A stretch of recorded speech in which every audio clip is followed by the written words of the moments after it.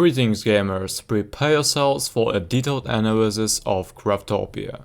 It's a great game, especially for playing with friends. I'm sure that y'all have seen the other reviews talking about how they removed 90% of the content and so on in regards to the new seamless world updates. Allow me to explain a bit, so you can see why this isn't actually a problem. Originally, the game had one island you would start on, with a limited world space. However, you could build portals to traverse to the new island worlds. It worked a little like how Minecraft handles going to the Nether, except it was other islands. Each was their own biome, with a decent bit of variation in enemies and resources.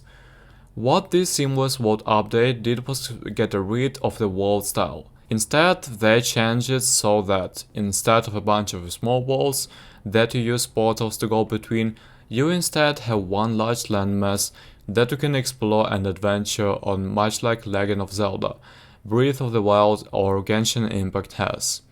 They did leave out a large chunk of features from the game when they met at the Switch, however, and this is what people are getting hung up on.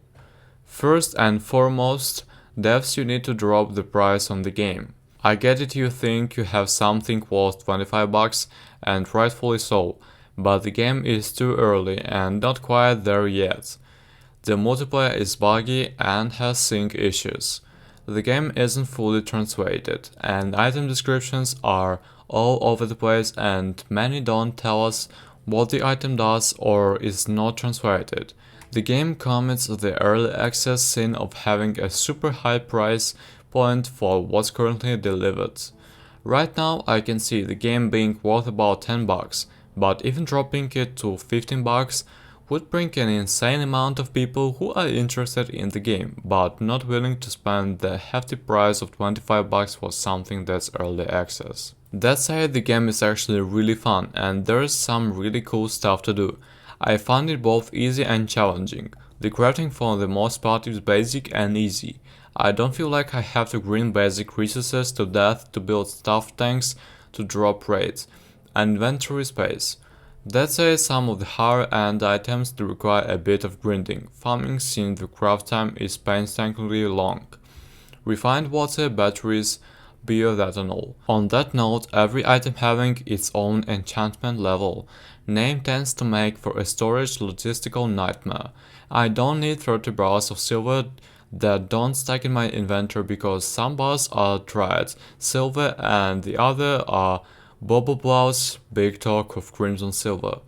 Keep enchantments to equip, not raw materials. Exploring is quite fun and there are a lot of ways to go about it, flying and gliding being my personal favorite. Boss fights are actually pretty challenging. On my first island I found a 15 dragon that took me a better part of 45 minutes to kill because my stats are into archery and getting it so it's still long enough to headshot took some time. Simply put, the content is not gone, but rather rearranged. Some things are in the game and people just don't realize that they are because they have yet to encounter them, either due to the rarity, placement or other things. As for the rest, they wanted to get this update out so we could play and enjoy it as soon as they could. This means that, even though not of all the content from those islands biomes had been placed in the world, we're getting it much sooner. In other words, the some 30% of things that aren't in the game currently are not in the game for a temporary length of the time, while they work on fitting them into the new design. Since disjointed island biomes are very different from the far more continuous and connected design of the new world. Just give it some time, and